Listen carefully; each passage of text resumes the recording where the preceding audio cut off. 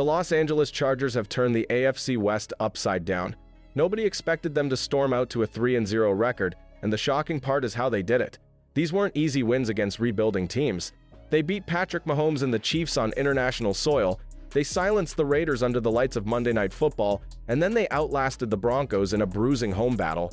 3 straight divisional games, 3 straight wins, and suddenly the Chargers have taken control of the toughest neighborhood in football. The bigger picture makes it even crazier. When the NFL schedule first dropped, most people thought starting with 3 division matchups was a nightmare. Go 0-3, and the season feels over before it even begins. Even 1-2 would have left doubts about whether Jim Harbaugh could truly fix this franchise. Instead, they ripped off the best possible outcome. Every single win counts double in the standings, because it's not just your victory, it's your rival's loss on the same day. That swing of momentum is what separates playoff teams from forgotten ones. But the real twist lies deeper than the standings. The Chargers are not just winning, they're winning with a new identity that feels completely foreign to what this team has been for years. Jim Harbaugh has injected toughness, discipline, and belief that never existed under past coaches. And at the center of it all is Justin Herbert, playing in a way we have never seen before. The story of how Harbaugh and Greg Roman have unlocked Herbert's full potential is where this gets truly fascinating. But before we get into that, hit that like and subscribe button for more Chargers and all the NFL content. Let's aim for 500 likes on this video. Justin Herbert has always been known for his big arm, but what Jim Harbaugh has done is reveal an entirely different side of him. Against Kansas City, Herbert wasn't just slinging passes, he was moving outside the pocket, using his legs to keep drives alive, and finishing with 318 yards, 3 touchdowns, and 32 rushing yards. That mobility was the hidden card in his game, and Harbaugh wasted no time showing the league that the Chargers would no longer limit their quarterback to standing tall in the pocket. The real shock is how much Herbert's decision-making has sharpened inside this system.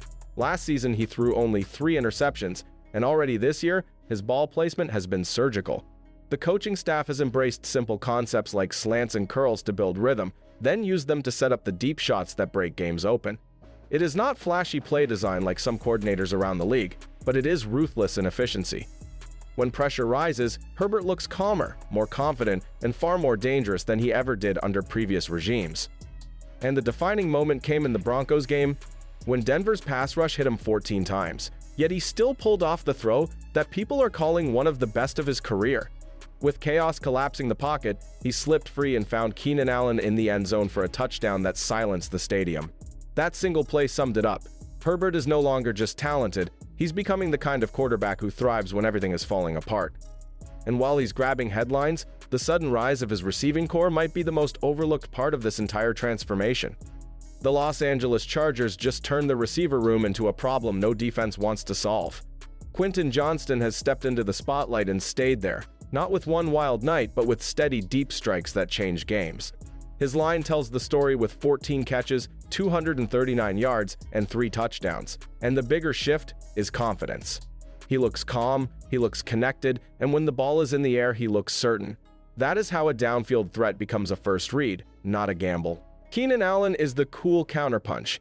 In tight spaces and money downs, he keeps the chains moving, then flips the field in the red zone with veteran timing. His production already sits at 19 catches, 194 yards, and 3 touchdowns, the kind of start that tilts coverages and opens grass for everyone else.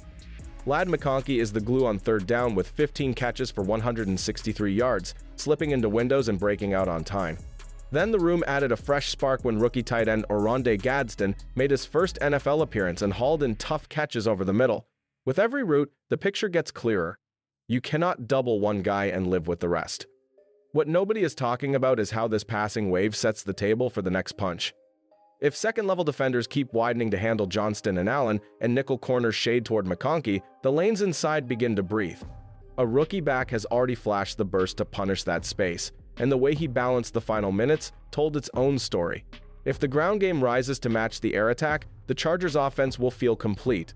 Now, let's pull back the curtain on the run game and the rookie who just announced himself. The Los Angeles Chargers just found a new engine at the perfect time.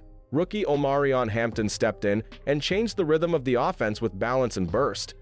Against Denver, he logged 19 carries for 70 yards on the ground, then flipped the field as a receiver with 6 catches for 59 yards, including a 22-yard sprint in the flat. Those touches were not empty yards. They calmed the pass rush, kept the clock under control, and gave Justin Herbert a safe outlet when the pocket tightened. What nobody is talking about is how patience shapes great backs. Stars like Christian McCaffrey and Derrick Henry needed weeks, not days, before the league felt their full weight. Hampton has already shown that kind of steady climb. The vision is there, the contact balance is real, and the receiving skill looks natural. The plan is simple. Let his workload grow, keep the reads clean, and use the quick game to punish defenses that fly up the field. That is how a rookie becomes a closer, when it matters most. There is also a veteran piece that matters to this puzzle. Najee Harris gave the offense hidden value in protection and short yard work, and before the injury scare, he produced 6 carries for 28 yards at 4.7 per rush. If he needs time, Hassan Haskins can handle the tough snaps, while Hampton keeps the offense explosive. The ground game has a clear path to rise, but it depends on one group creating clean lanes and keeping the quarterback upright. That story lives at the line of scrimmage, and the truth there might change everything. The Los Angeles Chargers are winning while rebuilding the front that protects everything. Rashawn Slater is out, so Joe Alt has been thrown into prime duty, and he is learning fast under real heat. Mekhi Becton is working back into rhythm after an up-and-down offseason, and Trey Pipkins is battling on the edge without the luxury of Slater sealing every rush lane. It is a moving puzzle, yet the results say the group refuses to fold. Inside, Bradley Bozeman's voice matters when the pocket starts to shake. Zion Johnson has been the steady anchor at guard, and Jamari Sallier has stepped in when needed to keep the interior from cracking. At times, the lineup has shifted mid-game, even bringing Austin Deculus onto the field, and that kind of churn usually kills timing. The pressure climbed higher than Herbert has faced in a long time, but the line kept finding just enough answers to survive the hardest moments. The real question is how they turned chaos into control. There is a plan that hides weak spots, rewards quick decisions, and asks the line to win shorter, smarter fights instead of long ones. That plan comes straight from the headset, and it changes how the Chargers attack every series. If you want to see why the offense still looks composed with a rotating front, you have to see what Jim Harbaugh and Greg Roman are building next. Jim Harbaugh and Greg Roman have built a system focused on clarity, execution, and toughness rather than flashy schemes, a formula they once used with Alex Smith, Colin Kaepernick, and Lamar Jackson that is now tailored to Justin Herbert's talent. Their approach relies on compressed formations, motion to expose coverages, pocket movement, and quick outlets that keep drives alive, as seen when Herbert went 12 of 15 for 123 yards with 9 first downs in the fourth quarter against Denver. By blending offense, defense, and special teams into one connected plan, the Chargers are turning close games into wins, with Jesse Minter's defense feeding off that rhythm and forcing opponents to adjust. The Chargers' defense has become the backbone of their 3-0 start, limiting opponents to no more than 21 points while making critical stops in key moments. Jesse Minter's scheme strikes early to stall scripted drives and tightens late to secure wins, with Derwin James leading the charge through his unique versatility and production of 12 tackles, 4 tackles for loss, and a sack. Even without Khalil Mack, the pass rush remains deep with Tuli Tuipulotu, Bud Dupree, Caleb Murphy, and rookie Kyle Kennard, while Diane Henley and Junior Colson steady the interior until Denzel Perryman returns. This connected, layered unit thrives on disrupting rhythm, and if it continues to pair with an offense still climbing under Harbaugh, the Chargers could shift the balance of power in the AFC. Your voice now. Are the Chargers a real threat for a top seed if they take 3 of the next 4? Which matchup worries you the most on this run? Who should touch the ball more in crunch time? Keenan in the slot, Johnston outside, or Hampton out of the backfield? Do you see Jesse Minter as the coordinator of the year right now? And is Justin Herbert your early pick for MVP? Drop your take in the comments, hit subscribe, and tap like if you want deeper film breakdowns all week.